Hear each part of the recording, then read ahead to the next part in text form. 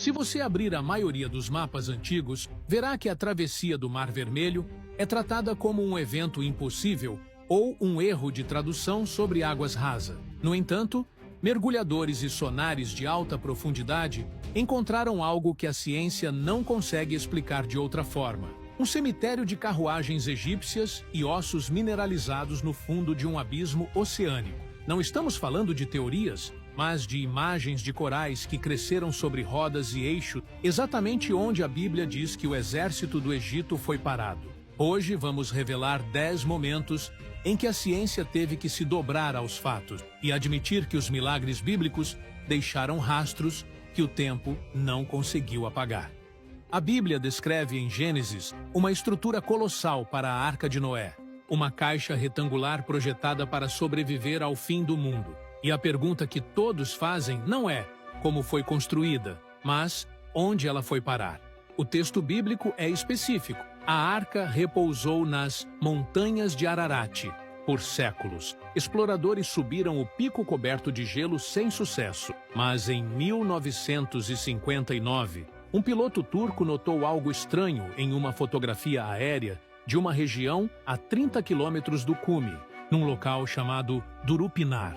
Havia uma formação geológica que não parecia natural. Ela tinha o formato exato de um navio, com a proa pontuda e a popa arredondada. Quando mediram a formação, o choque foi imediato. O comprimento era de exatos 157 metros. Se você converter os 300 côvados egípcios da época de Moisés, o resultado é exatamente 157 metros. A coincidência matemática é impossível. Céticos disseram que era apenas uma formação rochosa curiosa, mas nas décadas seguintes, o pesquisador Ron Wyatt e outros usaram radares de penetração no solo, GPR, para ver o que havia debaixo da terra. O radar revelou um padrão de linhas que se cruzam em ângulos retos, sugerindo uma estrutura interna artificial, como cavernas de madeira petrificada, convéses colapsados e até grandes pedras de âncora com furos perfurados encontradas nas vilas próximas,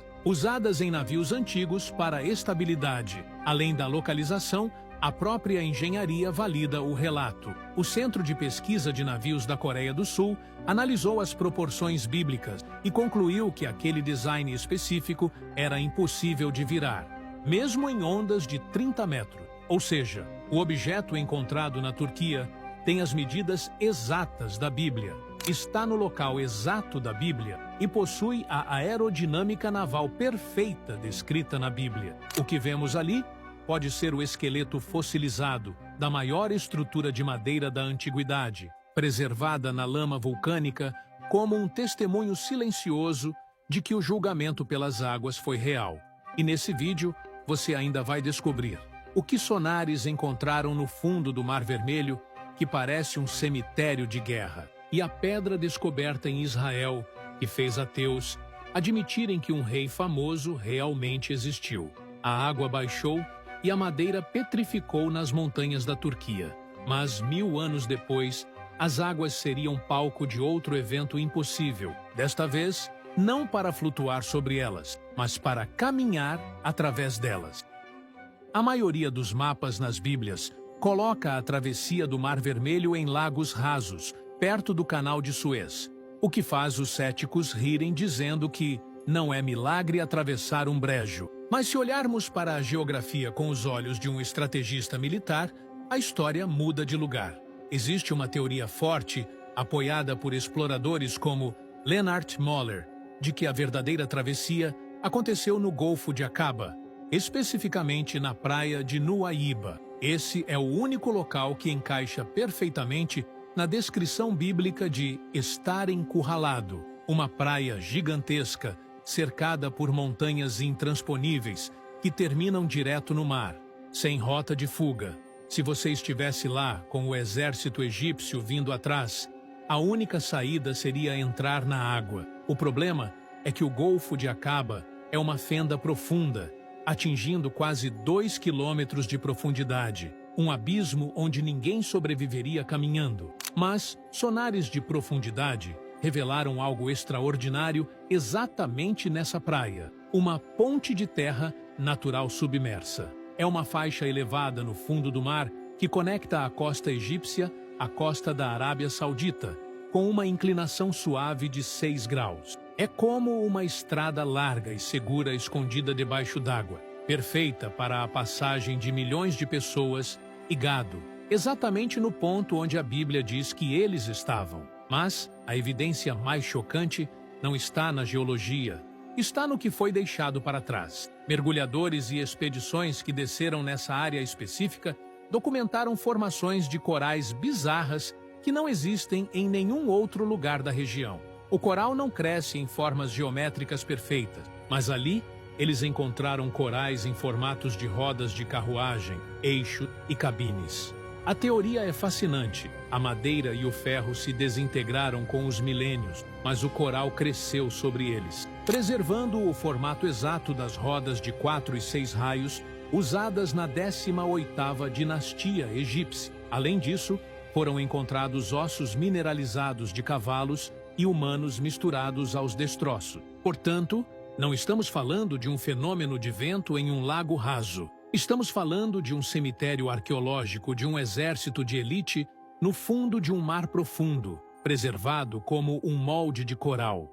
A geografia prova o cerco, o sonar prova o caminho e o fundo do mar guarda os restos da perseguição. O mar se abriu para salvar um povo, mas se fechou para esconder a maior máquina de guerra da época.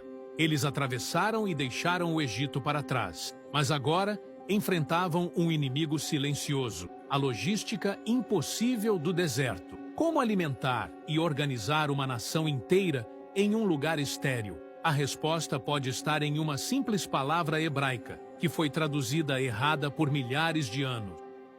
Tradicionalmente, lemos que saíram do Egito 600 mil homens, sem contar mulheres e crianças. Isso daria uma população total de mais de 2 milhões de pessoas, algo equivalente a evacuar toda a cidade de Belo Horizonte para o meio do nada. Se essa multidão marchasse com seus rebanhos, a coluna teria centenas de quilômetros. O primeiro israelita chegaria ao Monte Sinai, antes que o último tivesse saído do Egito. Esse gigantismo sempre foi o principal argumento dos céticos para dizer que o êxodo nunca aconteceu, pois uma multidão desse tamanho deixaria montanhas de lixo, cerâmica quebrada e osso, e o deserto do Sinai é arqueologicamente silencioso. Mas a chave para resolver isso não está em escavar mais areia, mas em ler o texto hebraico original com a lente da época.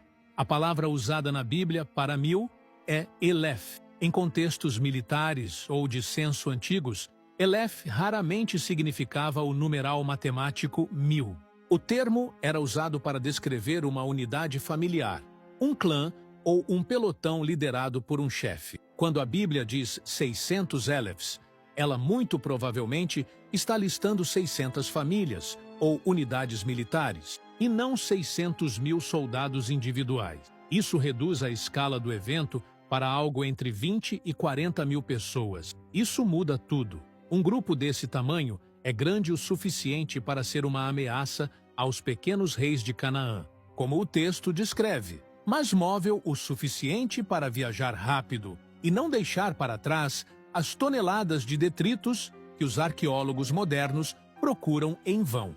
A falta de evidência massiva no deserto é, na verdade, a confirmação de que estamos lendo o número errado. E a prova de que eles estavam lá antes de partir existe. Escavações em Tel el-Daba, no delta do Nilo, identificaram a antiga cidade de Avares. Debaixo das construções egípcias, encontraram uma cidade enorme povoada por semitas, pessoas da mesma origem étnica dos hebreus. O que choca os pesquisadores é que essa população cresceu rápido e depois abandonou a cidade de forma repentina, deixando suas casas para trás, exatamente como descreve a fuga apressada do Êxodo. A arqueologia confirma a presença e a partida. A linguística resolve o problema da multidão invisível. Eles conseguiram fugir e sobreviver ao deserto, mas precisavam de um destino. O relato diz que foram guiados até uma montanha específica para receber a lei. Por século, ninguém soube onde ela ficava, até que pilotos e exploradores notaram um pico na Arábia Saudita, que que parece ter sido queimado por um fogo que veio do céu. Se você abrir a maioria das Bíblias modernas e olhar o mapa no final, verá o Monte Sinai localizado na Península Egípcia. O problema é que essa localização foi escolhida quase 2000 anos depois dos eventos, baseada na visão mística de uma imperatriz romana e não em evidências arqueológicas. Quando escavaram o local tradicional, não encontraram nada que batesse com o relato bíblico de uma multidão acampada. Mas o apóstolo Paulo escreveu no Novo Testamento, em Gálatas 4, que o Monte Sinai fica na Arábia. Se cruzarmos o Golfo de Acaba, seguindo a rota de fuga através do mar que vimos antes, chegamos à antiga terra de Midian, na atual Arábia Saudita, e lá existe um pico chamado Jabal al-Laus, que muda toda a história. O topo dessa montanha é preto, como se tivesse sido queimado. Geólogos discutem se é uma rocha vulcânica natural ou se foi submetida a um calor extremo inexplicável, mas o visual coincide perfeitamente com a descrição de Êxodo de que Deus desceu sobre o monte em fogo e a fumaça subia como de uma fornalha. A área ao redor é um deserto vasto, o único com espaço suficiente para acomodar as milhares de barracas do acampamento israelita, algo que o sítio turístico no Egito não tem. E o que está na base da montanha é ainda mais perturbador para os céticos. Exploradores clandestinos documentaram restos de um altar gigante feito de pedras brutas e, desenhado nas rochas ao redor, encontraram dezenas de petróglifos retratando touros e bezerros. Isso é um detalhe crucial de arqueologia forense. Não existia gado naquela região da Arábia. Então os desenhos não fazem sentido culturalmente, a menos que tenham sido feitos por um povo que acabou de sair do Egito e que trazia consigo a memória do culto ao deus Touro Apis. É a prova física do episódio do bezerro de ouro, gravada na pedra no lugar exato onde a idolatria aconteceu. Além disso, a poucos quilômetros dali, existe uma rocha de quase 20 metros de altura, partida ao meio de cima a baixo. A base dessa rocha mostra sinais claros de erosão por água, marcas profundas de fluxo em uma região onde quase nunca chove. Isso se alinha com o relato da rocha de Horebe, onde Moisés bateu o cajado e saiu água para o povo beber. Temos o Monte Queimado, o altar do bezerro e a rocha da água, tudo no mesmo raio geográfico. Com a lei recebida e a aliança firmada, eles deixaram o deserto para conquistar a terra prometida. Mas a entrada não seria fácil. A primeira cidade no caminho era uma fortaleza militar cercada por muralhas duplas, que engenheiros da época consideravam impossíveis de derrubar. Jericó não era apenas uma cidade. Era um bunker da Idade do Bronze construído para ser invencível. Situada no Vale do Jordão, ela guardava a entrada da Terra Prometida com um sistema de defesa duplo que humilhava qualquer exército invasor.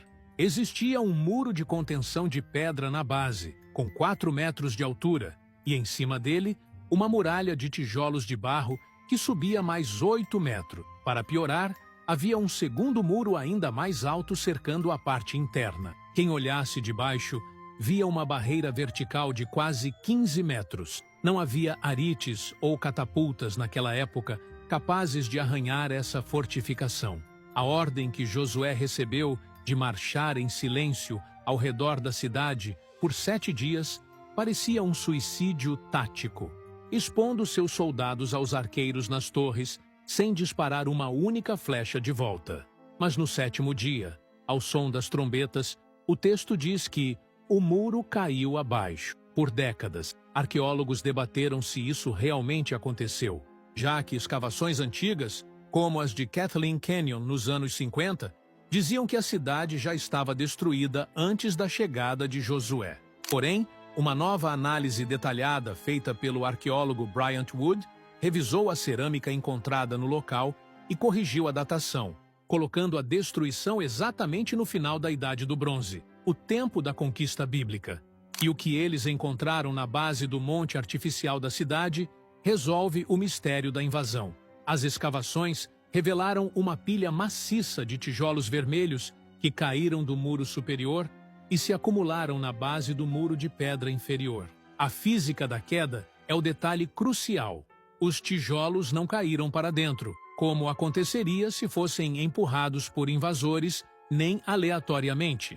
Eles caíram para fora, formando uma rampa natural perfeita, que permitia a um exército subir sobre os escombros e tomar a cidade. Isso confirma exatamente a frase hebraica usada em Josué 6, versículo 20, que diz que o povo subiu na cidade, cada um em frente de... Além da rampa, a equipe encontrou dezenas de jarros grandes, cheios de grãos carbonizados, em quase todas as casas escavadas. Isso é um achado raríssimo na arqueologia de guerra. Normalmente, cidades sitiadas consomem todo o alimento antes de cair, ou os vencedores roubam os grãos, que eram valiosos como dinheiro. Encontrar grãos cheios e queimados prova duas coisas específicas do relato. O cerco foi muito curto, de poucos dias, e os invasores não saquearam a cidade, obedecendo a ordem estrita de Josué de que tudo ali era proibido e deveria ser queimado. Se você acredita que Deus tem poder para derrubar as barreiras impossíveis na sua vida, comente agora. Muralhas vão cair. A conquista começou com um estrondo, mas, para se estabelecerem como nação, eles precisariam, séculos depois, de um líder que unificasse as tribos. A Bíblia chama esse homem de Rei Davi, mas, por muito tempo, a história oficial dizia que ele era apenas uma lenda folclórica, até que um pedaço de basalto negro foi desenterrado no norte de Israel. Em 1993, uma equipe de escavação no norte de Israel, liderada pelo arqueólogo Avraham Biran, estava limpando escombros em um local chamado Tel Dan. Eles não esperavam encontrar nada além de muros velhos. Durante décadas, o meio acadêmico foi dominado pelo que chamavam de minimalismo bíblico. Essa corrente de pensamento afirmava categoricamente que o rei Davi nunca existiu como figura histórica real. Para eles, as histórias de Davi matando Golias e unificando as tribos eram apenas folclore, comparáveis às lendas do rei Arthur na Grã-Bretanha, inventadas séculos depois para dar uma identidade nacional aos hebreus. O argumento era lógico. O Egito e a Assíria registravam tudo, mas nunca tinham mencionado o nome Davi em nenhum documento oficial. Mas, naquela tarde, um dos voluntários virou um pedaço de basalto negro que tinha sido quebrado e reutilizado na construção de uma parede posterior. A luz do sol bateu em uma inscrição em aramaico antigo. Não era um texto hebreu, mas uma estela de vitória erguida por um rei inimigo, provavelmente Hazael de Damasco, datada do século IX a.C. O texto celebrava a derrota militar de reis vizinhos e continha uma frase específica que caiu como uma bomba no mundo arqueológico, Beit David, que traduzido significa Casa de Davi. Portanto, a teoria do rei fantasma colapsou instantaneamente. Reis antigos não gastavam fortunas esculpindo pedras para se gabar de terem derrotado dinastias imaginárias. A presença do nome em um monumento de vitória inimigo é a prova histórica mais forte possível, porque um adversário não teria motivos para validar a linhagem do seu oponente se ela não fosse real e poderosa. A estela de Tel Dan transformou Davi de um personagem de histórias infantis em um monarca histórico de carne e osso, fundador de uma dinastia reconhecida internacionalmente pelas potências da época. A Bíblia estava registrando a crônica política correta da Idade do Ferro. Com a linhagem real confirmada, o reino estabelecido por Davi cresceu, mas o sucesso atraiu a atenção do império mais cruel da antiguidade. 300 anos depois, Jerusalém seria cercada por um exército assírio, que tinha a reputação de esfolar seus inimigos vivos. A cidade deveria ter sido aniquilada, mas sobreviveu graças a uma obra de engenharia subterrânea que desafia a lógica e que ainda corre água nos dias de hoje. O ano é 701 a.C. e o exército mais sádico da terra está acampado do lado de fora dos portões. O rei assírio Senaqueribe tinha o hábito de registrar suas vitórias em prismas de barro hexagonais, e um desses artefatos, conhecido como o Prisma de Taylor, está hoje no Museu Britânico. Nele, o rei se gaba dizendo que prendeu Ezequias, rei de Judá, dentro de Jerusalém, como um pássaro na gaiola. O registro assírio confirma o cerco bíblico, mas, curiosamente, não diz que conquistou a cidade. E o motivo pelo qual Jerusalém não caiu foi uma obra de engenharia feita às pressas, debaixo do nariz do inimigo, que garantiu a única coisa mais importante que armas: água. A principal fonte de água, a fonte de Gion, ficava fora das muralhas, vulnerável ao inimigo. Se os assírios a tomassem, a cidade morreria de sede em dia. A Bíblia relata em 2 Reis 20 que Ezequias fez uma piscina e um aqueduto para trazer a água para dentro da cidade. O que parece uma nota de rodapé no texto é, na verdade, um túnel de 533 metros escavado na rocha sólida, na escuridão total, usando apenas picaretas de ferro e lâmpadas de azeite. O detalhe impressionante é que duas equipes começaram a cavar de lados opostos da montanha para se encontrarem no meio. Sem GPS ou bússolas modernas, a chance de desencontro era de quase 100%. Mas, em 1880, um jovem que nadava na saída do túnel, hoje conhecido como Túnel de Ezequias, descobriu uma inscrição antiga na parede, a inscrição de Siloé, que agora está no Museu Arqueológico de Istambul. O texto não é religioso, é um relatório técnico dos trabalhadores descrevendo o momento exato em que ouviram as vozes da outra equipe através da rocha e como as picaretas finalmente se encontraram, permitindo que a água fluísse para o tanque de Siloé. Geólogos que analisaram as curvas do túnel acreditam que eles seguiram fendas naturais na rocha ou usaram sinais acústicos batendo na superfície para se guiarem. A evidência é física e visitável. Você pode caminhar hoje por dentro desse túnel com a água batendo nos joelhos, exatamente onde a Bíblia diz que o rei Ezequias desviou o fluxo para salvar seu povo. A Assíria tinha a força bruta, mas Jerusalém tinha a engenharia hidráulica. A cidade sobreviveu ao cerco, mas séculos depois, o céu sobre aquela região anunciaria a chegada de um novo rei, não com exércitos, mas com um alinhamento estelar que a astronomia moderna consegue rastrear no computador. A astronomia moderna permite que a gente volte no tempo e veja exatamente como era o céu sobre a Judéia há 2000 anos. Por séculos, a estrela de Belém foi tratada apenas como um elemento poético ou um milagre que flutuava abaixo sobre uma casa. Mas o texto de Mateus, capítulo 2, descreve algo que se comporta exatamente como um fenômeno astrofísico real. Uma luz que aparece no leste guia viajantes por meses e parece parar sobre um local específico. O problema é que estrelas não param. No entanto, planetas, sim. Simulações de software astronômico, como as utilizadas pelo pesquisador Rick Larson no projeto The Star of Bethlehem, mostram que entre os anos 7 e 2 a.C., o céu apresentou uma sequência de eventos tão raros que só acontecem uma vez em cada 1.000.000 de anos. No ano 3 a.C., o planeta Júpiter, conhecido no mundo antigo como a Estrela do Rei, entrou em uma conjunção tripla com a estrela Régulo, a estrela mais brilhante da constelação de Leão. Para os magos da Mesopotâmia, que eram especialistas em ler o céu para prever a ascensão de impérios, isso era um sinal codificado. O rei dos judeus, representado pela constelação de Leão, estava recebendo uma coroa, representada pelo movimento circular de Júpiter sobre Régulo. No ano 2 a.C., Júpiter continuou seu caminho e se fundiu visualmente com Vênus, o planeta da maternidade, criando a luz mais brilhante já vista na história humana, apontando diretamente para Jerusalém.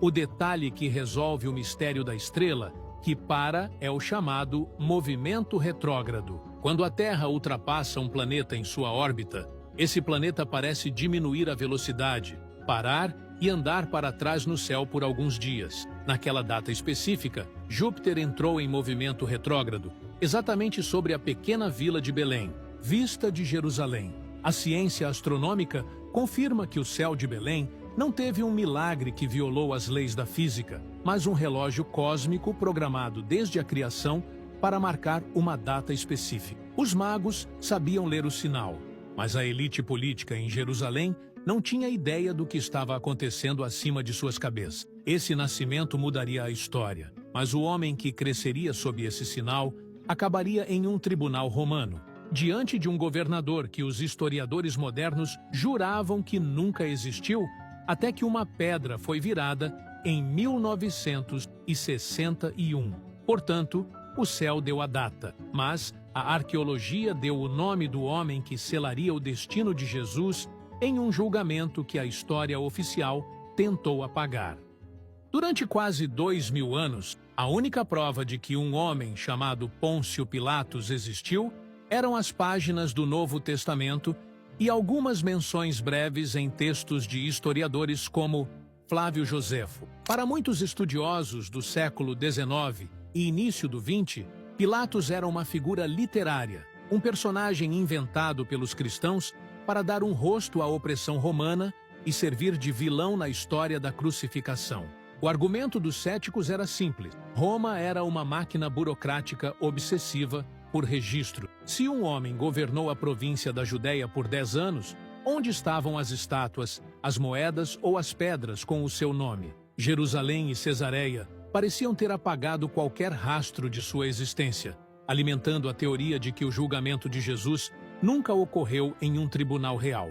A situação mudou drasticamente em 1961. Uma equipe de arqueólogos italianos, liderada pelo Dr. Antônio Frova, estava realizando escavações no Teatro Romano de Cesareia Marítima, a antiga capital administrativa da Judéia. Eles encontraram uma placa de calcário que havia sido reutilizada como um degrau em uma reforma posterior do teatro. Quando viraram a pedra, deram de cara com uma inscrição em latim que sobreviveu à erosão do tempo. O texto dizia claramente: Pontius Pilatus, praefectus Iudaiae. Portanto, a pedra de Cesareia, hoje preservada no Museu de Israel em Jerusalém, tornou-se um dos achados mais importantes da história bíblica. Ela não apenas confirmou que o nome era real, mas corrigiu um erro histórico comum. Muitas traduções chamavam Pilatos de procurador, um título administrativo posterior, mas a pedra provou que seu título exato na época de Jesus era prefeito, uma função de comando militar direto. Isso demonstra que o relato bíblico estava usando a terminologia técnica correta daquele período específico, algo que um falsificador de séculos depois dificilmente saberia. O achado silenciou o debate sobre a historicidade do julgamento. Se o juiz era real e ocupava exatamente o cargo que a Bíblia descreveu, o cenário jurídico da execução de Jesus ganha uma base física inquestionável. Mas a confirmação de um nome em uma pedra de calcário abre uma porta para um mistério ainda maior e mais pessoal. Se Pilatos existiu e ordenou a execução, o que aconteceu com o corpo que ele autorizou que fosse retirado da cruz? Existe um tecido que intriga cientistas há décadas, carregando marcas que a tecnologia moderna ainda não conseguiu replicar. A peça de tecido mais estudada e controversa de toda a história humana está guardada sob segurança máxima na Catedral de Turim, na Itália. Trata-se de um lençol de linho de 4,5 metros que carrega a imagem frontal e dorsal de um homem que sofreu exatamente as mesmas torturas descritas nos evangelhos. Marcas de flagelação romana, perfurações de pregos nos pulsos e uma ferida de lança no peito. Durante séculos, o sudário foi venerado como o pano real que envolveu Jesus no túmulo de José de Arimateia. Mas em 1988, 3 laboratórios em Oxford, Zurique e Tucson realizaram o teste de carbono 14 e anunciaram que o tecido datava da Idade Média. O mundo acadêmico declarou o caso encerrado como uma fraude artística medieval, embora ninguém conseguisse explicar como a imagem foi feita. Acontece que a ciência não é um processo estático, e o veredito de décadas atrás está sendo seriamente questionado por novas tecnologias de análise química e estrutural. Pesquisadores como o cientista italiano Liberato Di Caro, do Instituto de Cristalografia do Conselho Nacional de Pesquisa, utilizaram em 2022 uma técnica avançada chamada dispersão de raios X de ângulo amplo para examinar o envelhecimento natural das fibras de celulose do linho. O resultado desse novo estudo contradiz totalmente o teste anterior de carbono. sugerindo que o tecido tem, na verdade, cerca de 2.000 anos, o que o coloca perfeitamente na época de Cristo. A teoria é que a amostra testada nos anos 80 pode ter sido retirada de uma área que sofreu remendos medievais após um incêndio, contaminando o resultado. Portanto, o sudário voltou ao centro do debate científico como um mistério sem solução técnica. Engenheiros da Agência Espacial Italiana tentaram replicar a imagem usando lasers de luz ultravioleta e descobriram que a impressão não é pintura, não é pigmento e não atravessa as fibras do tecido.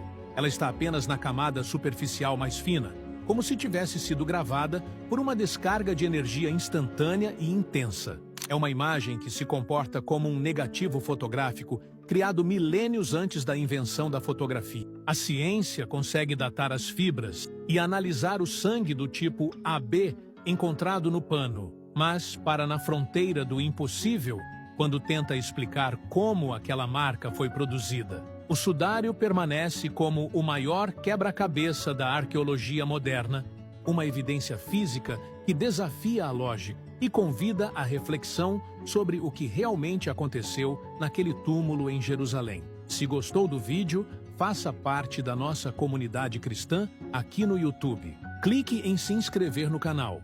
Tem vídeo novo todo dia. Agora clique no vídeo na tela para descobrir qual a origem de Golias, de onde ele veio. Existem teorias que apontam um passado muito sombrio para sua linhagem, como os gigantes nefelins. Clique no vídeo na tela agora e descubra.